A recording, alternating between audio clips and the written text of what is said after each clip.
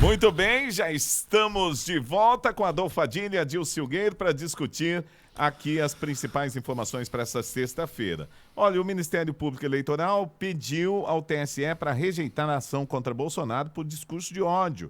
A representação dos partidos de oposição afirma que o chefe do executivo incita a violência e o pedido foi realizado após o assassinato do ex-tesoureiro do PT, Marcelo Arruda. Aquele assassinato lá em Foz do Iguaçu, que insistem absurdo, em colocar no presidente. Se me permite uma parte, isso é um absurdo, porque se a gente for fazer a conta de quantos bandidos são pegos com camisa do PT e com camisa do Corinthians, então a gente vai dizer então que todo corintiano, todo petista eu já fui tirar a pessoa presa com a camisa do Palmeiras. Não, mas quanto é a maioria? Seja honesto. Palmeirense. Não, prisão é palmeirense. É o que eu falo, ele é meio louco.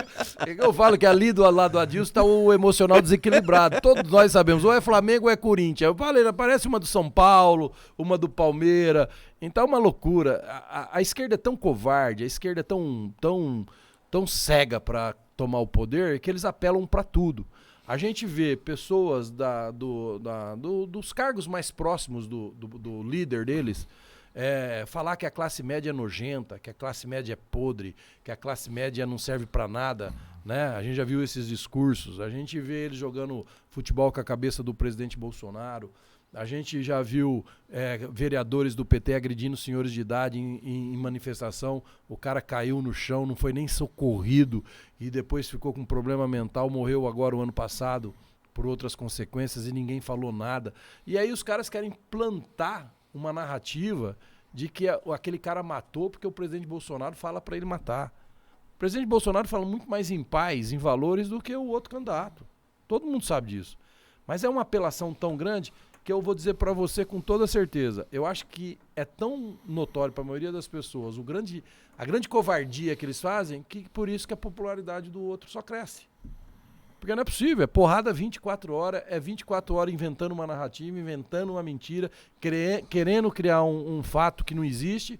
Aí sabe o que acontece? Deixa um cara que nem o Adilson com a cabeça doida. Entendeu? O cara já é destro nas mãos, fica destro no cérebro. Vem aqui e começa a falar coisa que não tem coerência. Então eu sou de direito, então.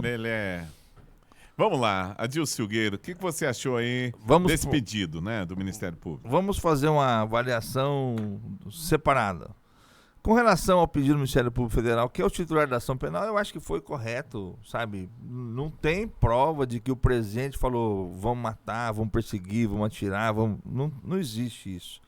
E a persecução penal, a instauração do processo penal demanda prova robusta de que a pessoa tenha de fato praticado aquele ato ilícito, antijurídico, e isso não há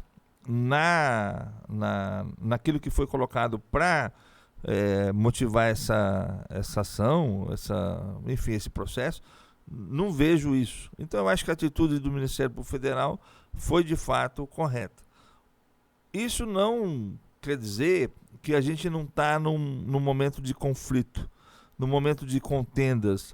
E o camarada foi lá para dar o tiro, é um camarada desavisado, é um camarada de direito que perturbado. Igual às vezes o Padilha parece meio perturbado, meio sem noção naquilo que fala. Não ofenda o Padilha. Mas ele falou isso para mim, pode. Mas eu não Quando ele falou isso para mim, pode. Eu falei que você é destro. Destro na mão direita, no cérebro, que eu sou perturbado. Eu falei no cérebro, não percebo. Não, então quando ele fala, ele pode. Quando ele fala, pode. Quando eu falo, não pode. Ele é o meu Alexandre de Moraes. Você quer eu não tinha notado. Não, tá bom. É o meu Alexandre de Moraes. Você quer fazer o favor? Arruma um faquinho pra você, pô. Vou chamar o Ricardo. Cadê o Ricardo? Não tá aí, não. Então, assim, são situações muito graves. Hoje, o debate da ideia foi substituído por uma questão pessoal. O debate da ideia ficou no campo de lado, numa bolha, e o que passou foram os sentimentos de exacerbação de cada doente, porque eu vejo como doente. O cara entra numa festa, não importa se o cara estava lá fazendo propaganda do PT ou do Bolsonaro, a festa era particular do cara, deixa ele fazer o que quiser. O cara entra numa festa para dar tiro e matar um outro porque possui um pensamento diferente político do dele. Isso é uma sandice que não tem lógica, não tem explicação. E nós temos que frear esses ânimos. E o outro ficou esperando para trocar tiro, né? Não ficou pra trocar tiro. Ele pegou a arma porque o cara falou que ela falou, vou buscar a arma, vou vir aqui matar todo mundo. Dois loucos inconsequentes. Agora a culpa é do outro. O cara tá fazendo a festa lá, não é culpa do cara. Dois loucos não é porque ele morreu que nem a culpa é do cara que foi lá. Vamos lá, ele jogou uma pedra na janela do cara. Sim, mas o cara jogou a pedra porque o cara foi lá xingar todo mundo. Você tá com a tua esposa e teu... Os dois são idiotas pra mim. Mas você tá com a tua esposa, teu filho, o cara vem jogar uma pedra na tua cabeça... Tudo bem, Padilha, mas se o cara não tivesse ido lá xingar, tirar a arma, o cara não tinha tirado. Eu concordo com eles, nem o que morreu, nem o que matou. São dois imbecis.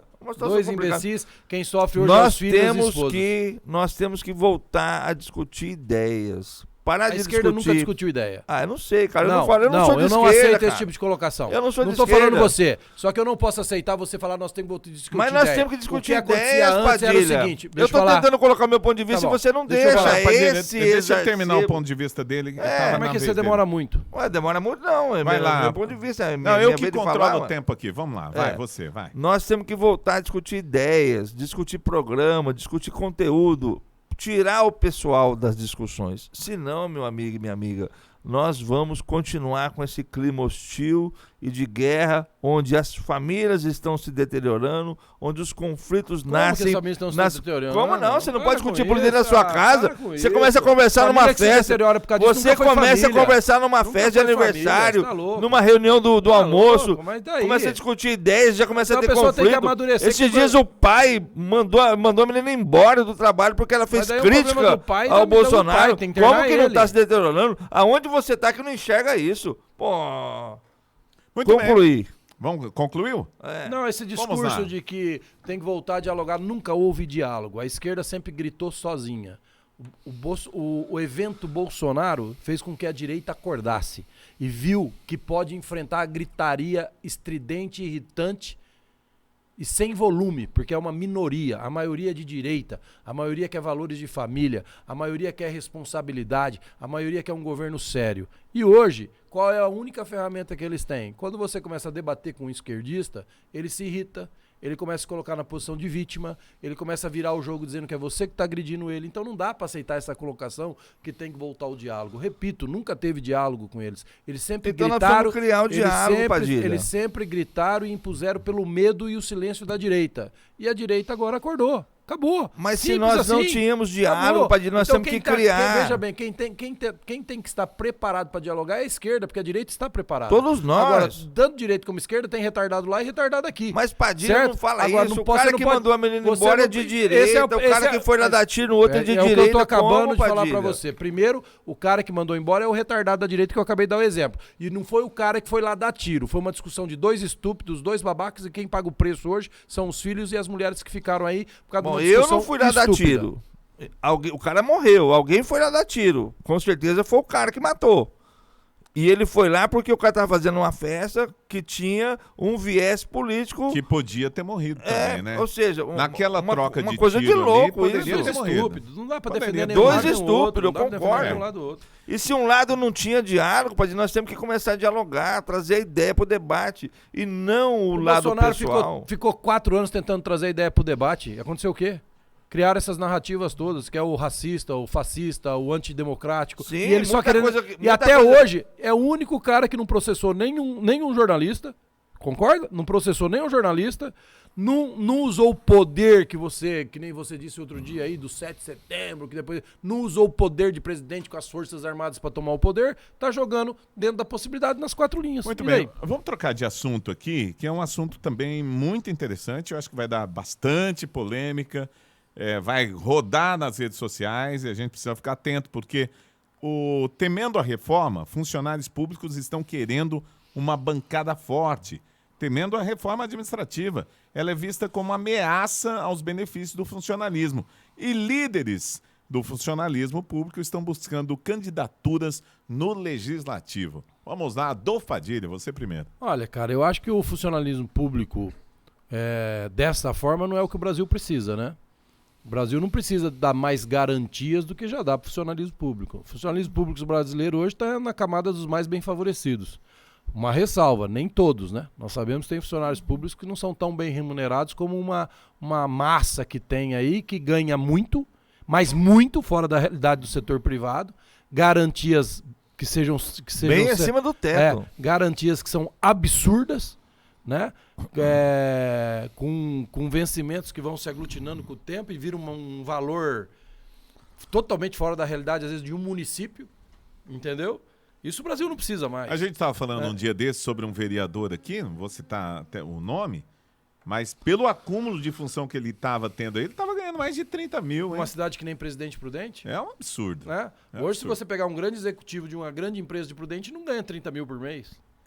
Ah, mas eu prestei concurso e eu tenho direito. Não, nós estamos falando justamente que são direitos demais que não deve ter. E ponto final. Acabou. São imorais, né? Imorais. Pode ser legais, mas são imorais. É que nem auxílio moradia para outro dia nós discutimos Pra aqui juiz. pro judiciário. Quer dizer, eu não tenho auxílio de nada. Você que está me ouvindo não tem auxílio de nada. A gente tem que ralar todo dia. Né? Ah, então Eu estuda. também não eu tenho auxílio de estudei, nada. eu fiz 3 faculdades. Mas não é o ponto esse. O ponto é que o Brasil precisa mudar para outro lado. Só o fato de saber que eles estão se mobilizando, deve ser o sindicato deles, porque realmente, de fato, essa correção administrativa tem que ser feita no Vai Brasil, acontecer, gente. né? Tem que acontecer. Nós não podemos mais ter pessoas ganhando 30, 40 mil reais com uma função única, específica e com garantias e se aposentando com isso. O Brasil vai chegar uma hora que não aguenta, Eudes. Pô, nós estamos pensando nos nossos filhos, nossos netos, que isso? Não, o Brasil já não Entendeu? aguenta hoje, Padilha. Já não aguenta não hoje. aguenta hoje. Vamos lá, Adilson Silgueiro. Eu acho assim, ó. Meu pai é funcionário público, se aposentou na CEAGESP, trabalhou muito, ajudou a construir lá como pedreiro na CEAGESP e ele conseguiu ser aprovado e chegou no cargo máximo lá, com trabalho, com esforço. E a gente sabe que tem muito profissional de extrema competência, de um valor moral, de um valor profissional inigualável. Mas o modelo que nós temos de funcionário público tem que mudar. Nós não aguentamos mais esse modelo. Não dá para continuar e é necessária uma reforma. O funcionário público está buscando se fortalecer politicamente porque sabe que vai vir na próxima gestão os embates no sentido de mudança desse modelo. Os temporários, quando foram aprovados, e foi aprovado no governo, salvo engano, do Michel Temer, precisa ter. E aí a discussão era se era de fim, se era de meio, se pode ter professor, se não pode ter, qual que seriam os... Nós temos que mudar. Hoje não aguenta mais uma prefeitura de município, um governo de estado, não aguenta mais ter o funcionário público no modelo que está, pagando um absurdo de dinheiro e faltando recurso para o mínimo para a população que vota no governador. Ou seja, nós temos que mudar o nosso modelo e eu acho que passou do tempo. O Padilha fez uma leitura que eu acho que é aquilo que a gente está enfrentando. Tem gente que ganha mais de 100 mil. E é um funcionário comum de um município, de um governo de estado. Tem gente que ganha mais que isso, passa o teto, completamente fora da realidade do nosso país. Nós temos que mudar isso, E acho que nós temos todas as chances de conseguir efetivar essa mudança.